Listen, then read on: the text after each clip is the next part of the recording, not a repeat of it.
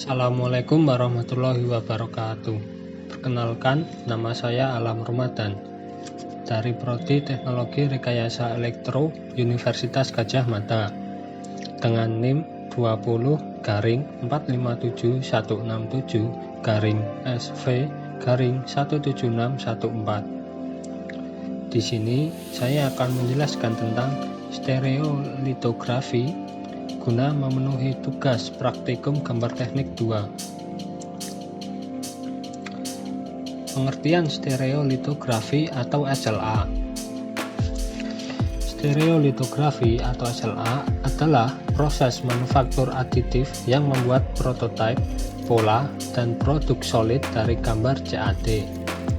SLA memungkinkan pembuatan prototipe plastik padat yang dibuat dari sinar laser bertenaga CAD.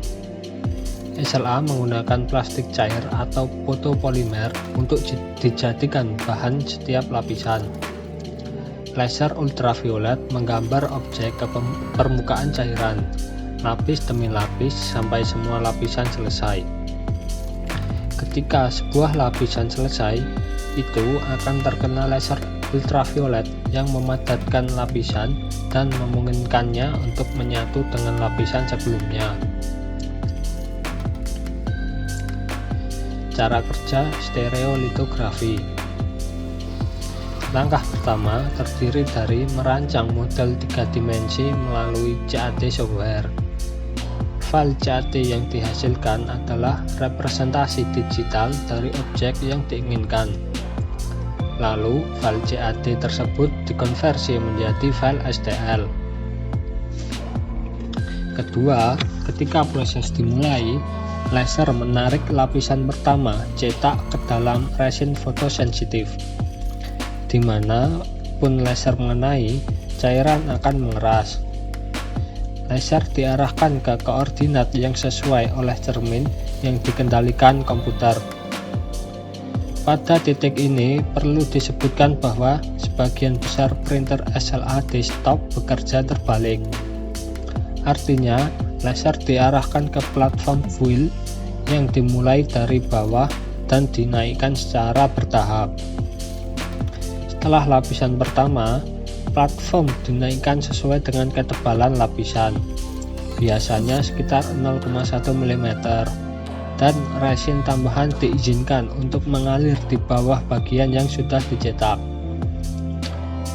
Laser kemudian memadatkan penampang berikutnya, dan prosesnya diulang sampai seluruh bagian selesai.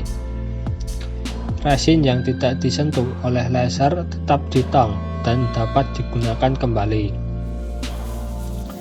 Ketiga, setelah menyelesaikan polimerisasi material, platform naik keluar dari tangki dan resin yang berlebih akan dikeringkan. Pada akhir proses, model dihapus dari platform, dicuci dari resin yang berlebih, dan kemudian ditempatkan dalam oven ultraviolet untuk pengawetan akhir. Pengawetan pasca cetak memungkinkan objek mencapai kekuatan setinggi mungkin dan menjadi lebih stabil. Kelebihan dari stereolitografi atau SLA. Pertama, SLA adalah salah satu teknik pencetakan 3 dimensi paling presisi di pasaran. Kedua, prototipe dapat dibuat dengan kualitas yang sangat tinggi, dengan fitur yang sangat rinci dan bentuk geometris yang kompleks. Ketebalan lapisan dapat dibuat serendah 25 mikromili. Dengan ukuran fitur minimum antara 50 dan 250 mikromili. Ketiga, SLA memberikan toleransi dari teknologi prototyping yang cepat, kurang lebih 0,005 inci untuk inci pertama dan tambahan 0,002 inci untuk setiap inci tambahan. Keempat, permukaan cetak yang halus. Kelima, volume build bisa setinggi 50 x 50 x 60 cm3 tanpa mengorbankan presisi.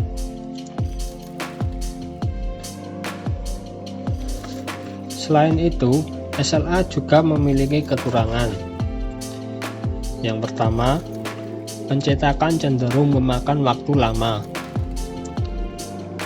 Yang kedua, lereng curam dan overhang membutuhkan struktur pendukung selama proses pembangunan. Bagian tersebut berpotensi runtuh selama fase pencetakan atau pengawetan. Yang ketiga, resin relatif rapuh dan karenanya tidak cocok untuk prototipe fungsional atau pengujian mekanis. Keempat, SLA menawarkan bahan dan pilihan warna yang terbatas. Biasanya menawarkan bahan hitam, putih, abu-abu, dan bening. Resin seringkali merupakan hak milik dan karena itu tidak dapat dengan mudah dipertukarkan antara printer dari merek yang berbeda. Kelima, biaya percetakan SLA relatif tinggi. Misalnya mesin, bahan, lingkungan laboratorium. Apa saja yang bisa dibuat dengan 3 dimensi print jenis ini? Yang pertama, cincin. Yang kedua, miniatur. Yang ketiga, boneka plastik. Yang keempat, moorboat. Dan masih banyak lagi yang tidak bisa saya sebutkan. Sekian dari saya, apabila ada salah kata mohon dimaafkan. Terima kasih. Wassalamualaikum warahmatullahi wabarakatuh.